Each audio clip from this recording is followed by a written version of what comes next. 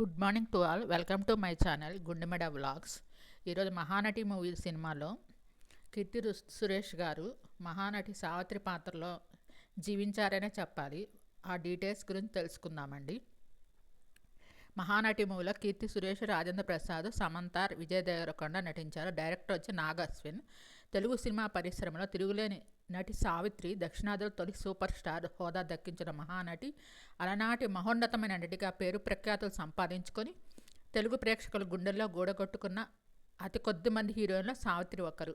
అలాంటి నటి జీవిత కథ ఆధారంగా మహానటి పేరుతో దర్శకుడు నాగ్ అశ్విన్ చిత్రాన్ని తెరకెక్కించారు. సావిత్రి పాత్రలో యువనటి కీర్తి సురేష్ నటించారు. సమంత, విజయ్ దేవరకొండ ప్రధాన పాత్రలో నటించిన ఈ చిత్రం మే 9న ప్రేక్షకుల ముందును వచ్చింది. ఎన్నో అద్భుతమైన సక్సెస్ సొంతం చేసుకున్న ప్రముఖ సినీ నిర్మాణ సంస్థ వైజయంతి మూవీస్ రూపొందించిన ఈ చిత్రం ఆ బ్యానర్కు మరో ఘన విజయాన్ని అందించిందా అనే విషయాన్ని తెలుసుకోవాలి.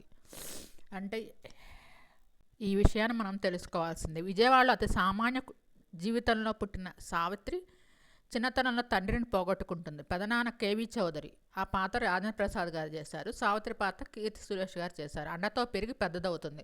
తన పెదనాన్న ప్రోత్సాహంతో తొలుత నాటక రంగం, ఆ తర్వాత సినీ రంగంలోకి ప్రవేశిస్తుంది. ఎంతగానో అభిమానించే హీరో అక్కినేని నాగేశ్వరరావు గారు సరసన నటించే స్థాయికి హీరోయిన్గా ఎదుగుతుంది. సినీ పరిశ్రమలో ప్రవేశించిన తొలినాళ్లలో తనకు గాడ్ ఫాదర్గా మారిన జెమినీ గణేషన్ ఆ పాత్ర దుల్హర్ సల్మాన్ చేశారు. మమ్ముట్టి కొడుకండి. ఆయనకు దగ్గర అవుతుంది. అప్పటికే వివాహితుడైన జెమినీ ప్రేమలో పడటమే కాకుండా అతని సావిత్రి వివాహం కూడా చేసుకుంటుంది. పెళ్లి తర్వాత ఎలాంటి పరిస్థితులను సావిత్రి ఎదుర్కొన్నారు, భర్త జెమినీ గణేషన్తో విభేదాలు ఎందుకు వచ్చాయి, భర్తకు దూరమైన తర్వాత సావిత్రి వ్యక్తిగత సినీ జీవితంలో చోటు చేసుకున్న పరిస్థితులు ఏంటి, కోమాలోకి వెళ్ళిన తర్వాత ఆమె జీవితం గురించి ఎలా పరిశోధన చేశారు, చివరకు సావిత్రి జీవితం ఎలా ముగిసింది. మహానటి కథలో విజయ్ దేవరకొండ పాత్ర, మధురవాణి పాత్ర ఏమో సమంత చేశారు. ప్రాధాన్యం ఏమిటనే విషయాలకు తెర మీద చాలా చక్కగా చిత్రీకరించారు. మహానటి సావిత్రి దిక్కులేని విధంగా ఒక దవాఖానాలో అనాథలా పడి ఉండే సన్నివేశంతో కథ ప్రారంభమవుతుంది. కోమాలో చేరుకున్న సావిత్రి కథతో మొదటి సీన్లోనే ప్రేక్షకుడిని భావోద్వేగానికి గురి చేయడంలో దర్శకుడు తన ప్రతిభను చాటుకున్నారు.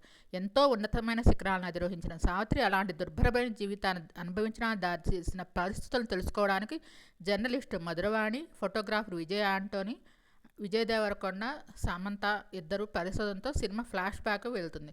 సావిత్రి బాల్యం, ఆ తర్వాత సినీ రంగంలో ప్రవేశించిన తీరు, జెమినీ గణేషన్తో ప్రేమ, పెళ్లి అంశాలతో చిత్రం మొదటి భాగం ఆసక్తికరంగా సాగుతుంది. ఇక రెండో భాగంలో మహానటి సినిమా రెండో భాగంలో ప్రేక్షకులను ఉత్కంఠకు గురి చేసిందంటో ఎలాంటి సందేహం లేదు. జెమినీ గణేషన్తో వైవాహిక జీవితం, విభేదాలు లాంటి అంశాలు చకచకా సాగిపోతాయి. క్లైమాక్స్కి ముందు సావిత్రి జీవితం క్రమంగా ఎలా క్షీణించిందనే విషయాన్ని గొప్ప విజయంతో దర్శకుడు తెరకెక్కించారని చెప్పవచ్చు. సావిత్రి జీవిత పరమాంకంలో విషాదాన్ని ప్రేక్షకుడు చూపించే ప్రయత్నం చేయలేదని స్పష్టంగా కనిపిస్తుంది. 18 నెలల పాటు కోమాలో ఉన్న తర్వాత సావిత్రి జీవితం సంపూర్ణమవుతుంది. అయితే మధురవాణి క్యారెక్టర్తో గొప్పగా డైలాగ్స్ చెప్పించి ఈ ప్రేక్షకుడిని భావోద్వేగంలో పడేయడంలో దర్శకుడు నాగ్ అశ్విన్ టేకింగ్ సినిమాను మరో స్థాయికి చేర్చింది. సావిత్రి గారి సినీ జీవితం వెనకటి తరాలుగా తెలిసిందే. నేటి తరం ప్రేక్షకులు సావిత్రి ఒక నటిగానే పరిచయం. అలాంటి గొప్ప నటి తెర వెనుక జీవితం గురించి ఎన్నో సందేహాలు రేకెత్తడంలో సహజం. కీర్తి ప్రతిష్టలు, సంపదతోనే జీవితాన్ని సంపూర్ణంగా అనుభవించిన నటి ఒక్కసారిగా కింద పడిపోకూడదని సావిత్రి జీవితంలోని ఆసక్తికరమైన అంశం. అలాంటి కథను పరిశోధించిన దర్శకుడు నాగ్ అశ్విన్ గొప్ప సంకల్పం మహానటిగా మలిచింది. బయోపిక్లో సవాలుగా మారే పాత్రల చిత్రీకరణ, నటీనటుల ఎంపికను దర్శకుడు అద్భుతంగా పూర్తి చేసి తనేంటో చెప్పకనే చెప్పారు. 60 నుంచి 80 దశకాల వరకు ఉండే వాతావరణాన్ని చేయించడంలో నాగ్ అశ్విన్ గొప్పగా ఆకట్టుకున్నారు. అన్నం, అభినయం, విషాదం కలబోసిన ఓ మహానటి జీవితాన్ని తెరకెక్కించిన ఆయనకు సలాం కొట్టాల్సిందే. కీర్తి సురేష్ గారు అభినయం అభినందనీయం. ఏ మొండితనంతో సినీ జీవితంలో అత్యున్నత శిఖరానికి అధిరోహించటం, అదే మొండితనంతో అదో పాతాళానికి దిగజారిన సావిత్రి క్యారెక్టర్లో కీర్తి సురేష్ అత్యద్భుతంగా నటించారు. సావిత్రి తెరపైన నటిస్తుందా అనే ఫీలింగ్ను కల్పించడంలో ఆమె తన వంతు పాత్రను 100% నెరవేర్చారు. అభినయంతో సావిత్రిలా ప్రేక్షకుడిని మైమర్పించింది, ఉద్వేగానికి గురి చేసింది, కంటతడి పెట్టించింది. సావిత్రి పాత్రలో మరొకరిని ఊహించుకోలేని విధంగా నటనను ఆకట్టుకుంది. దుల్హర్ పర్ఫార్మెన్స్, జెమినీ గణేషన్గా దుల్హర్ సల్మాన్ పర్ఫార్మెన్స్ కూడా అదర్స్. సావిత్రి బయోపిక్లో కీర్తి సురేష్ పాత్రకు ఎంత ప్రాధాన్యత ఉందో జెమినీ గణేషన్గా దుల్హర్ సల్మాన్ రోలుకు అంతే ఇంపార్టెన్స్ ఉంది. ఆ చిత్రానికి దుల్హర్ తన నటనతో ప్రాణం పోశారు. కీర్తి సురేష్తో పోటీపడి నటించారు. తన పర్ఫార్మెన్స్తో మహానటిని మరో స్థాయికి తీసుకెళ్లారు. విజయ్ దేవరకొండ, సమంత పాత్రలు కూడా చాలా బాగున్నాయి. కీర్తి సురేష్ తర్వాత ఆకట్టుకున్న పాత్రలు సమంత, విజయ్ దేవరకొండ. ఆటలో అరటిపండులా ఉండే సమంత, విజయ్ దేవరకొండ పాత్రలు సీరియస్గా సాగే కథ వేగానికి కళ్ళం వేసినట్టు అనిపిస్తుంది. అయినప్పటికీ వ్యక్తిగతంగా సమంత, విజయ్ దేవర్లు వారి లవ్ స్టోరీ ఆకట్టుకుంది. వారిలో లవ్ ట్రాక్లో కొన్ని సీన్లు ఎమోషనల్గా ఉంటాయి. సమంత లూనా స్టార్ట్ చేసే సీను, చర్చిలో ఎంగేజ్మెంట్ సీను, కారు ఎక్కి విజయ్ ప్రపోజ్ చేసే సన్నివేశాల్లో వారి నటన సినిమాను మరో స్థాయికి చేర్చింది. సమంత, విజయ్ దేవరకొండ పాత్రలు సినిమాకు వెన్నెముకగా నిలిచాయి. మహానటి చిత్రంలో అత్యద్భుతంగా మలిచిన పాత్రలో రాజేంద్ర ప్రసాద్, మోహన్ బాబు, ప్రకాష్ రాజ్ గారు పాత్రలు ప్రేక్షకులను బాగా ఆకట్టుకుంటాయి. సావిత్రి పెదనాన్న పాత్రలో కేవీ చౌదరి గారు, రాజేంద్ర ప్రసాద్ గారు, ఎస్వి రంగారావుగా మోహన్ బాబు, నిర్మాత చక్రపాణిగా ప్రకాష్ రావు తమ నటనతో సినిమాకు జీవం పోశారు. ఎల్వి ప్రసాద్గా అవసరాల శ్రీనివాసరావు, సంగీతం శ్రీనివాసగా తరుణ్ భాస్కర్ తమ పాత్రలతో అలరించారు.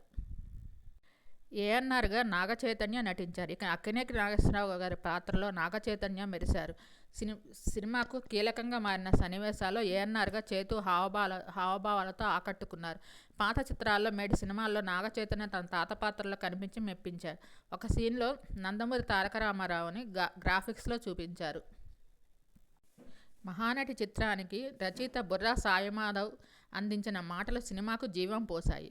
గురువుగారు కట్ చెప్పమంటావా లాంటి డైలాగ్స్ ప్రేక్షకులను నవ్వించాయి. ప్రతిభ ఇంటి పట్టునే ఉండిపోతే ప్రపంచానికి పుట్టగతులుండవు అనే రచయిత ప్రతిభకు గీటురాయిగా నిలిచాయి. అలాగే మోహన్ బాబు చేత ఇది కలికాలం, అన్నం పెట్టే చేతుల నుంచి రుంగరాలు లాగేసుకునే రోజులు అంటూ చెప్పిన డైలాగ్స్ భావోద్వేగాన్ని గురిచేస్తాయి. సావిత్రి జమినీ గణేషన్ మధ్య వచ్చే డైలాగ్స్ ఎమోషనల్గా ఉంటాయి.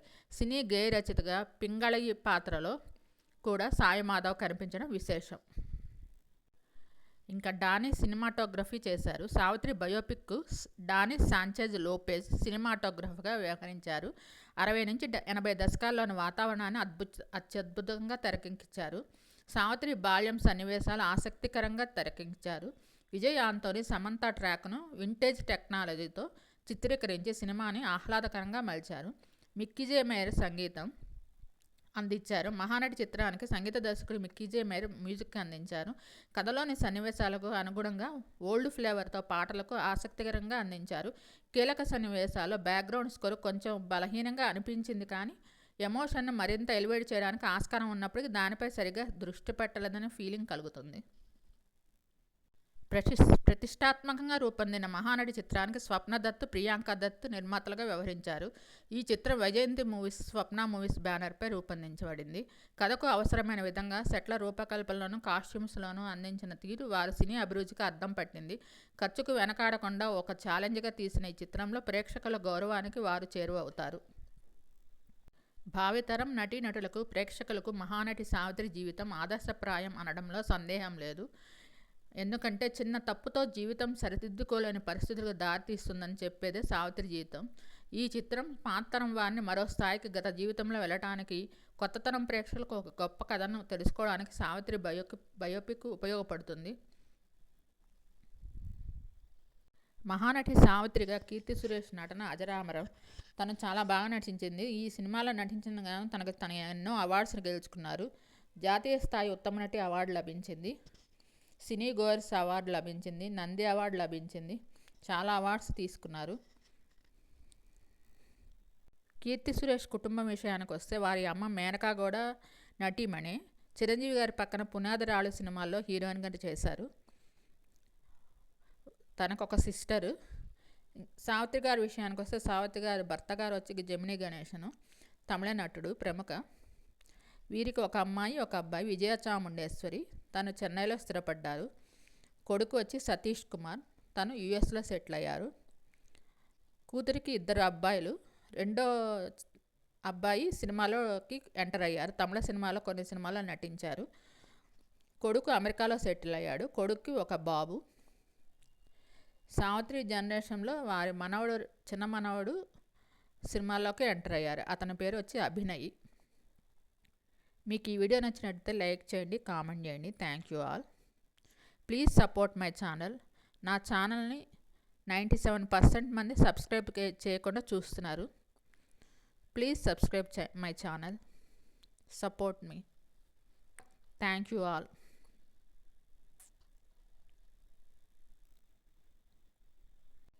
నటి కీర్తి సురేష్ భారతీయ నటి. మలయాళం, తెలుగు, తమిళ భాషల్లో ఎక్కువగా నటించారు. నిర్మాత జి. సురేష్ కుమార్ నటి మేనకల కుమార్తె. 2001లో బాలనటిగా తెరంగేట్రం చేశారు. ఫ్యాషన్ డిజైనింగ్ కోర్సులో డిగ్రీ పూర్తి చేసి వెండితెరకు తిరిగి వచ్చిన తర్వాత హీరోయిన్ పాత్రలో నటిస్తున్నారు. 2013లో విడుదలైన మలయాళం సినిమా గీతాంజలి సినిమాతో హీరోయిన్గా పరిచయం అయ్యారు ఆమె. ఆ తర్వాత తమిళ, తెలుగు చిత్రాల్లో కూడా నటించేందుకు సిద్ధమయ్యారు. కీర్తి సురేష్ తల్లిదండ్రులు మలయాళ సినీ నిర్మాత సురేష్ కుమార్, మలయాళ నటి మేనక. మేనక నిజానికి తమిళ ప్రాంతానికి చెందినవారు. కీర్తి అక్క Revathi Suresh VFX specialist. Keerthy Suresh 1992 October 17న Chennai, తమిళనాడులో జన్మించారు. 2000 సంవత్సరం నుంచి నటిస్తున్నారు. ఉత్తమ నటిగా జాతీయ పురస్కారం 2018లో మహానటి చిత్రానికి గాను లభించింది. సైమా ఉత్తమ నటి అవార్డు 2018లో మహానటి చిత్రానికి గాను లభించింది. ఈ సినిమాలో మొదటిగా మహానటి సావిత్రి పాత్రకు ఇచ్చామేనని అనుకున్నారట. నటి అనుపమ పరమేశ్వరన్ కూడా అనుకున్నారట. చివరికి కీర్తి సురేష్ని సెలెక్ట్ చేశారు. మీకు ఈ వీడియో నచ్చినట్లయితే లైక్ చేయండి, కామెంట్ చేయండి. Thank you all.